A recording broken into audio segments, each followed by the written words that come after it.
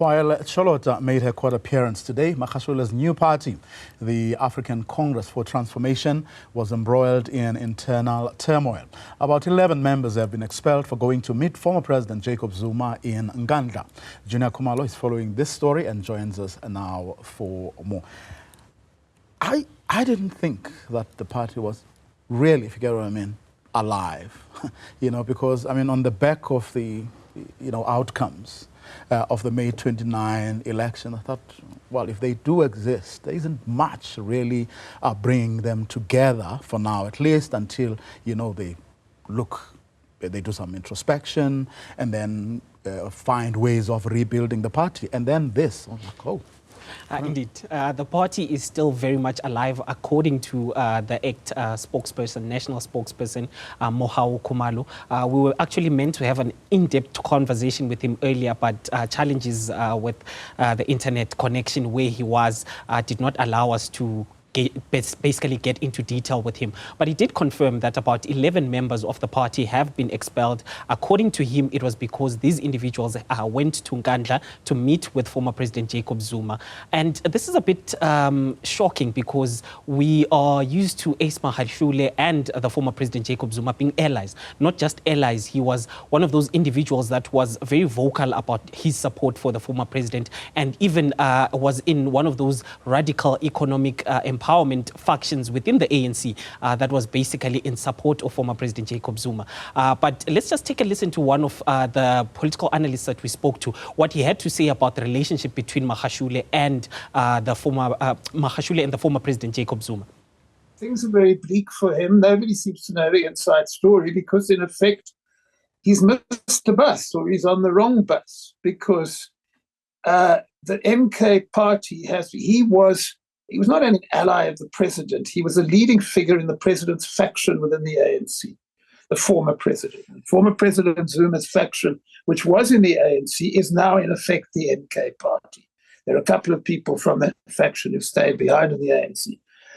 And therefore, you would expect Mr. Magashule to be holding a senior position in the MK party.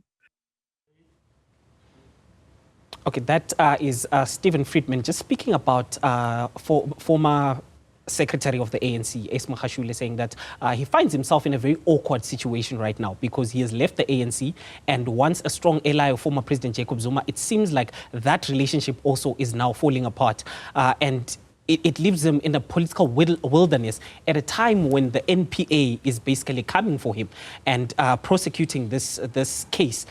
We saw his PA appearing in court today. The matter has been postponed to tomorrow. So we are going to see what that how that situation is going to unfold tomorrow. Of course, he's not the only one in this boat.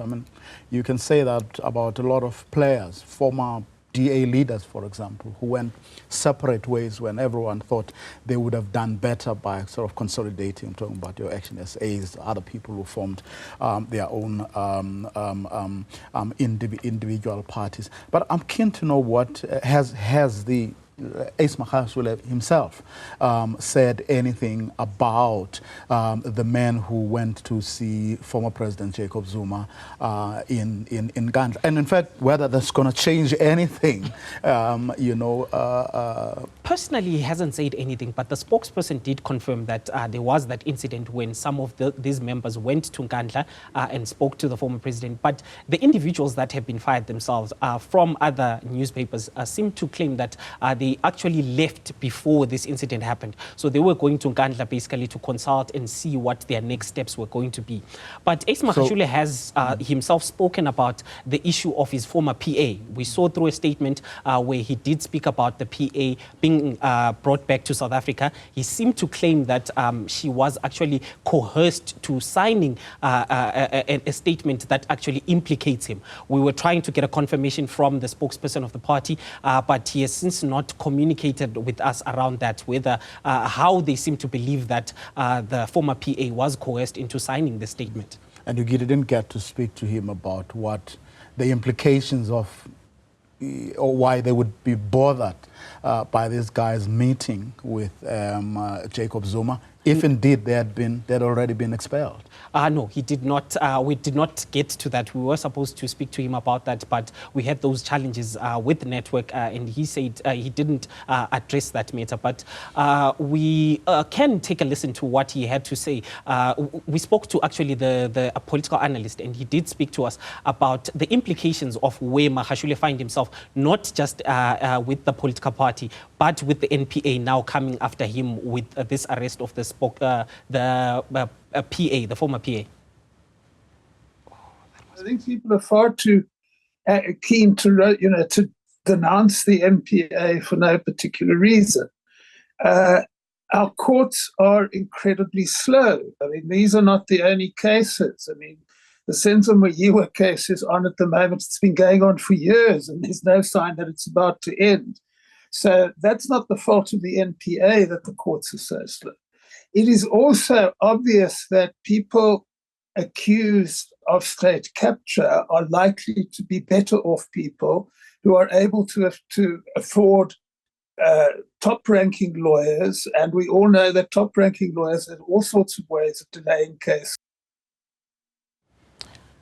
Despite the PA being brought back to South Africa, Stephen Friedman seems to believe that there are still a lot of challenges within the NPA because the courts have dragged their feet when it comes to some of these state capture cases that are supposed to be prosecuted, but also the individuals themselves that are accused of state capture. They do have the financial muscle to hire the best of the best. But we've seen in the few recent weeks when the NPA is actually also trying to strengthen itself, its capacity. We've seen the lead prosecutor within the state capture, Paul Pretorius, being brought in. We also saw Terry Modao, who also investigated VBS. He's also been brought in by the Independent Directorate. So there is that capacitating of the NPA as well.